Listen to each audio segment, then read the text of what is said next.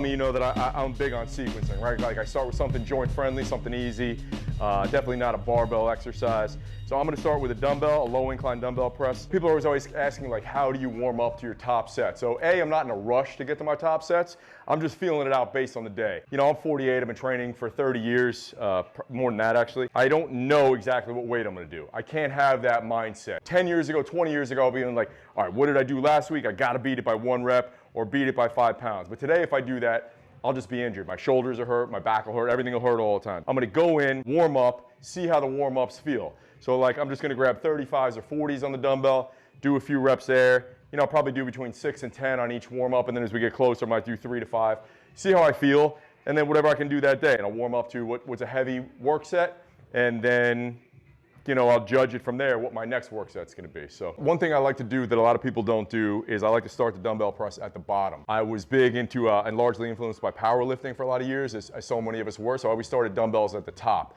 But I find that starting them at the bottom is a complete game changer, and I also keep my wrist bent back a little bit.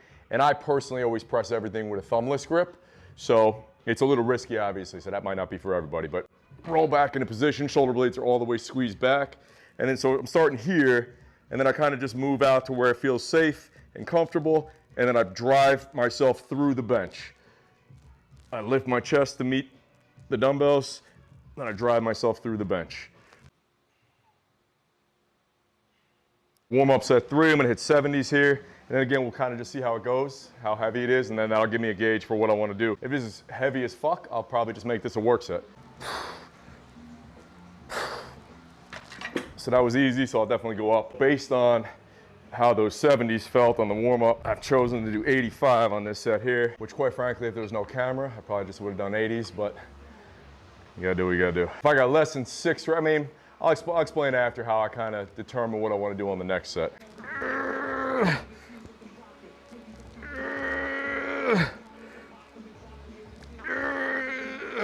So that was heavy as balls. So I'll rest 3 minutes now, and then I'm gonna go down to 75, and that'll be it, 2 work sets.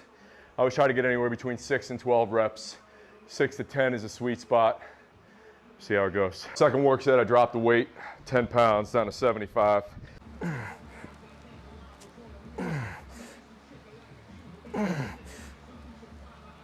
No idea how many reps I did on that, do you? I can't count reps. So at this point now, I'm gonna move on to a machine press here. I've already done, I think I did 3 warm-up sets on the dumbbells and 2 work sets.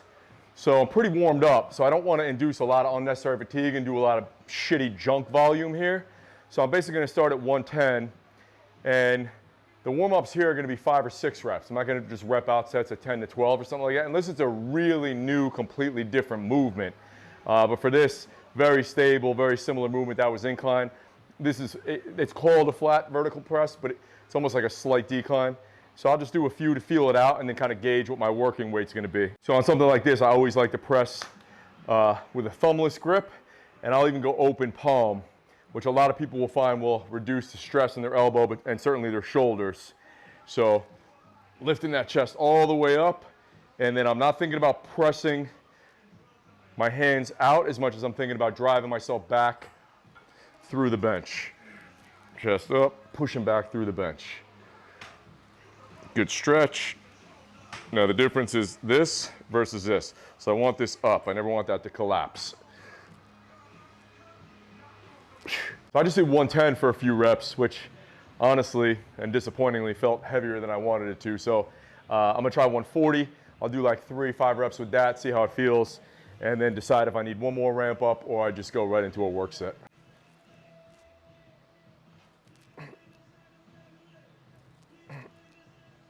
I see that felt, based on how 110 felt, I thought that would be heavier. So that's good. So I'll probably do one more. I'll just do a single or a double, one more heavier weight and gauge where I want to start. I might just start at 170, fuck it.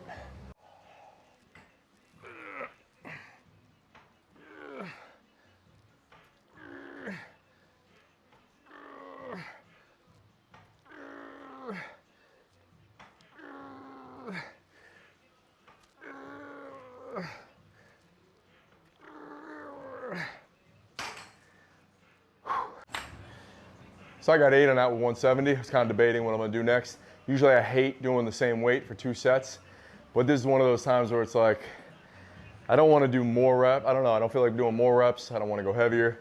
Probably just do 180 again, then I'll get between 5 and 6. So I'll wait 3 minutes and hit that one more time. All right, I'm gonna call an audible, as I often do. Up 15 pounds.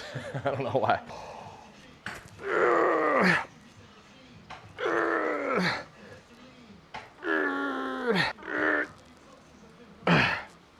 See the cable fly next. I like these better on a bench here. That way you have stability. Anytime you have stability, it's a better hypertrophy exercise versus just standing. Nothing wrong with just standing. I prefer this. 3 exercises in at this point, so I'm not gonna do a ton. I'll probably do 5 reps here, maybe 1 more set of 5, and then kind of feel out my starting weight.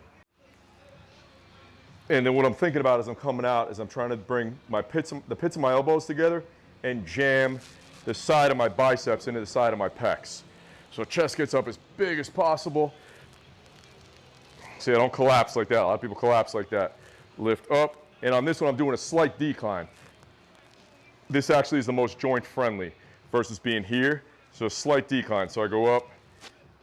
For me, because I had shoulder surgery on this side, I go just below parallel and then here. So my hands don't even come as high as shoulder height. Lift that chest up, get a really good stretch, and then squeeze the pecs together. At the top, I'm reaching towards the wall there, and I am straightening my arms fully. So I decided I felt pretty good, didn't really need another ramp up set here, so I'm just gonna go right into a work set.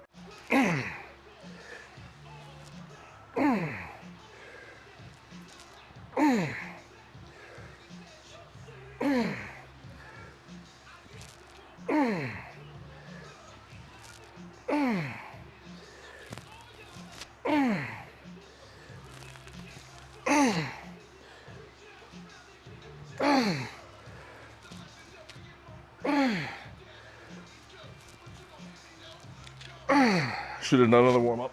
I didn't want to do that many reps.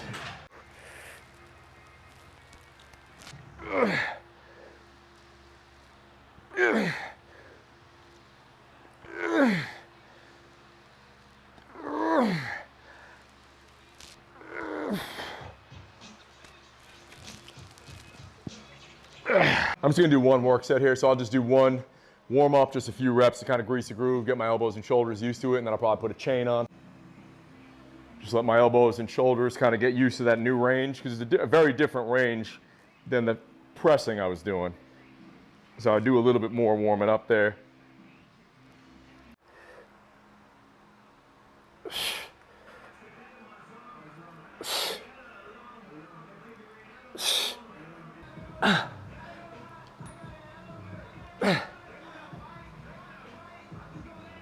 So if you care about your elbow health, you should generally use cables for the majority of your tricep isolation stuff, and single arm is going to be more joint friendly than doing 2 arms at a time for a lot of people. Now if you're a beginner, there's really no need to do isolation stuff. You should just do dips and close grip benches and things like that. As you get older, more advanced, I think some isolation stuff can have a benefit, and it's just fun to get a pump.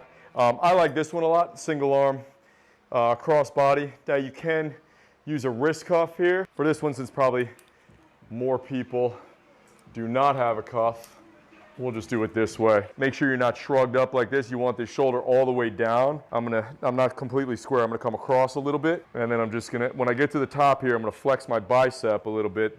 That's gonna increase the stretch on my tricep and protect my elbow. But you wanna feel the tension right in the middle of that tricep. So for isolation shit like bis, tris, laterals, there's no real top set. I don't believe in beating the logbook or setting PRs with that kind of stuff. It's more just get a pump, see how you feel. I generally don't like to go below 8 reps on something like this. Just doesn't feel good on the elbow. Lateral raise doesn't tend to feel good on the elbow, the shoulders, curls. I mean, if you want to do that, cool, but I think it's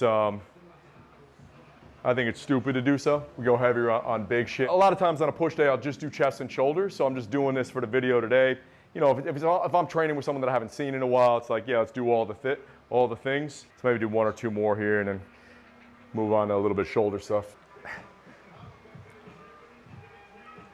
So just gonna hit some shoulders, some lateral raises at the end here. If you have cables, I think cables are way superior to dumbbells. So I'll always opt for a cable. Nothing wrong with a dumbbell lateral once in a while. This could be a ramp up, it could be a work set, just depending how I feel. We're at the end of the workout, so kind of just whatever at this point. Not gonna get crazy. I wanna keep my chest up.